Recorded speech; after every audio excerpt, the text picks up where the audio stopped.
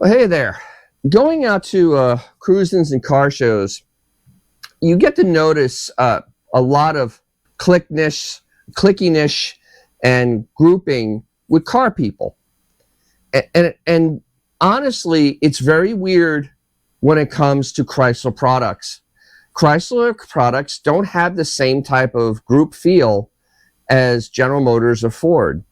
Because honestly, people with new Mustangs have a very high reverence for older Mustangs.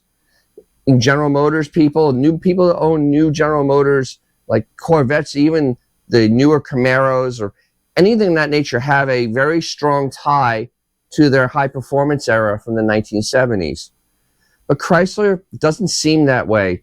The owners of the newer Challenger, Charger, Viper 300 that are under, I would say a demarcation would be like 50 years old and under, for the most part, and I'll generalize because that's what we need to do in this world, is generalize, that they don't really have any connection at all to these cars. It's a very definitive chasm between the owners of these cars and the owners of, well, the newer Mopars. And I think I have an idea when all this brand loyalty kind of disintegrated. It all started with a car that was supposed to save the company. Instead, it signaled the death of an era. By the mid-1970s, Chrysler was staring into an abyss. Facing bankruptcy, soaring gas prices, and brutal competition, the company made a series of choices born out of pure desperation. I did a couple of videos on them here and here. The writing was on the wall, and for the Mopar faithful, it was a eulogy for the cars they loved, and one that would sever the connection to the following generations of drivers. Even before the 80s had officially kicked off, the seeds of disaster had already been sown. In the mid-1970s, Chrysler unleashed the Dodge Aspen and its twin, the Plymouth Valkyrie. These cars were meant to replace the legendary and nearly indestructible Dodge Dart and Plymouth Valiant. But they couldn't have been more different. Where the Dart and Valiant were celebrated for their toughness, the Aspen and Valkyrie became infamous for their failures. This was a full-blown quality control meltdown. Chrysler, in a mad rush to cut costs, rushed the F-bodies into production, and the results were catastrophic. Between 1976 and 1978, these cars were hit with eight major safety recalls for issues that posed a serious risk. We're talking about brake failures, suspensions that could detach from the subframe, steering columns that might come loose, hoods that could fly open at highway speeds, and seatbelts that are known to unlatch without warning. But the most infamous problem was rust. A cost-cutting decision not to install inner front fender shields and to wash the bodies in water before rust-proofing meant that the brand new cars were rusting, sometimes within months of leaving the dealership. The problem was so widespread that Chrysler was forced to replace the fenders on affected 76 and 77 models, a program that cost the company a fortune, and it shattered what was left of customer trust. As if that wasn't bad enough, Chrysler Engineering's reputation took another major hit. With Lee Iacocca's 81 to 83 luxury Imperial models, the company introduced a cutting-edge electronic fuel injection system. On paper, this was an incredible leap forward. In reality, it was a complete disaster. The system was so unreliable that Chrysler was forced to recall the vehicles and replace the high-tech fuel injection with an old-fashioned carburetor. It was another clear sign that cost-cutting was being prioritized over quality, and loyal customers were the ones that were paying the price. So on the verge of financial ruin, Chrysler turned to the U.S. government for a lifeline. In 1980, the Chrysler Corporation Loan Guarantee Act was signed into law that provided $1.5 billion in federal loan guarantees to stop the company from collapsing. The bailout came with an immense pressure to build smaller, more fuel-efficient cars that would compete with the flood of imports. This was all orchestrated by Lee Iacocca, the charismatic former Ford executive who took over for Chrysler in 1978. Iacocca's answer was the K car. It was rolled out in 1981 as the Dodge Aries and the Plymouth Reliant. The K-car platform was a radical departure from everything Chrysler customers had held dear. It was compact, front-wheel drive, fuel-efficient econo box powered by a anemic four-cylinder engine. I actually had one as driver's ed, and it couldn't go up a hill with 4 people in the car. Not a good car. Now, from a business standpoint, though, the K-car was a home run. I mean, it was exactly what the market was looking for, and it saved Chrysler from bankruptcy. If you can find a better car, buy it. But for the Mopar faithful, it was a slap in the face.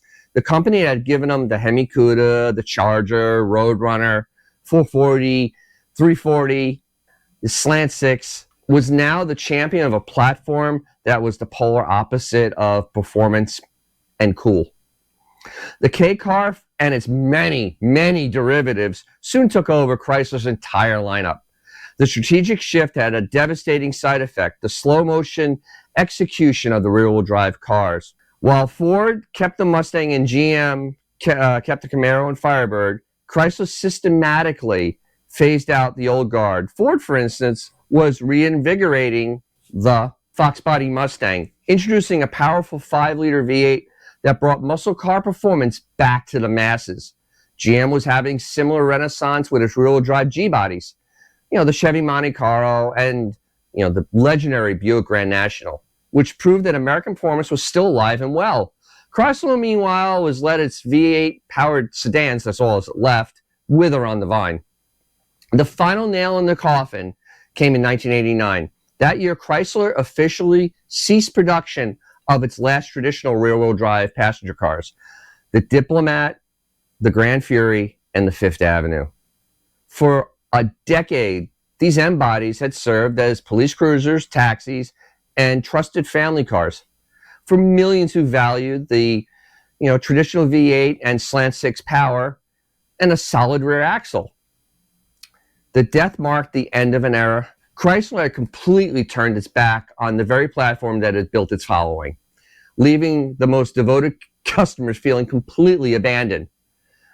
So what happened at Chrysler in the 80s is more than a change. It was a fundamental betrayal of its identity.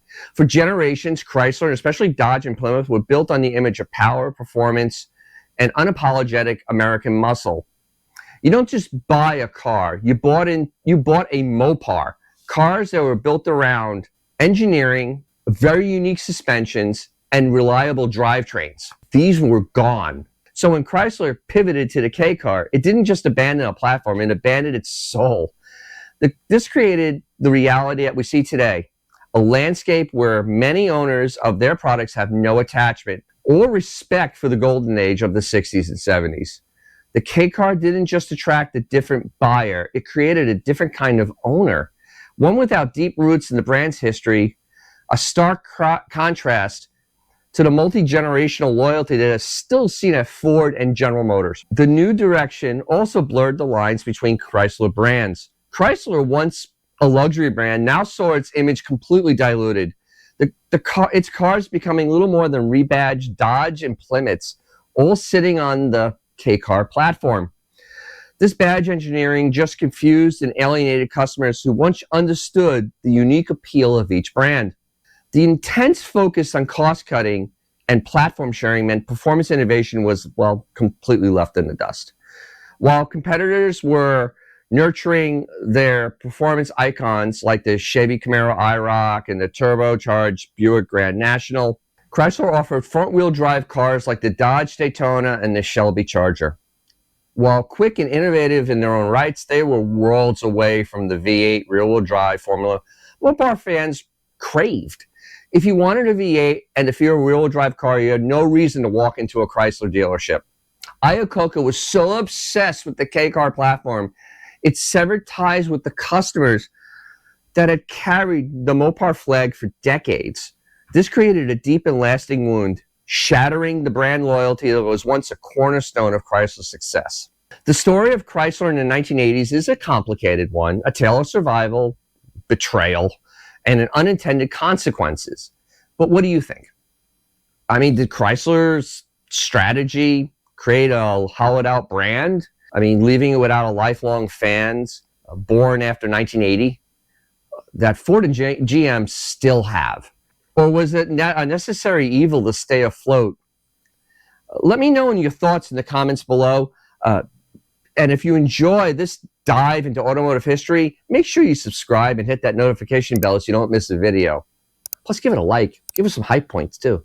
So in conclusion, the 1980s were a wild ride for the American auto industry, and no company experienced more change than Chrysler. From the brink of collapse to a government bailout and a dramatic recovery, the company's story is one of, well, desperation and reinvention. The K car and the minivan, championed by Lee Iacocca, pulled Chrysler back from financial ruin. That's a fact. But this survival came at a steep price. The strategic pivot to front-wheel drive, while a commercial success, was a profound betrayal of the brand's performance heritage. By the end of the decade, the mighty rear-wheel drive Mopar machines that once defined Chrysler were gone. And with them, a generation of loyal customers who felt completely, well, left behind. The decisions made in the 1980s cast a very long shadow today. While Chrysler would eventually return to rear-wheel drive performance cars like the 300, the Charger, and the Challenger, and the Magnum to a smaller extent, the damage was already done.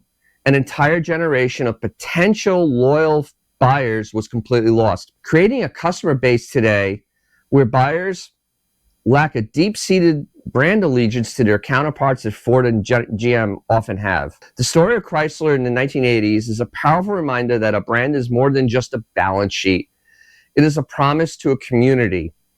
And when that promise is broken, it can take decades, or it could never be rebuilt to get that trust that was lost. And thanks for watching. So if you have something fun to drive, or something cool, I guess, or something fun, take them out because they'll make your day, and enjoy those cars. And I'll catch you really soon. If you can find a better car,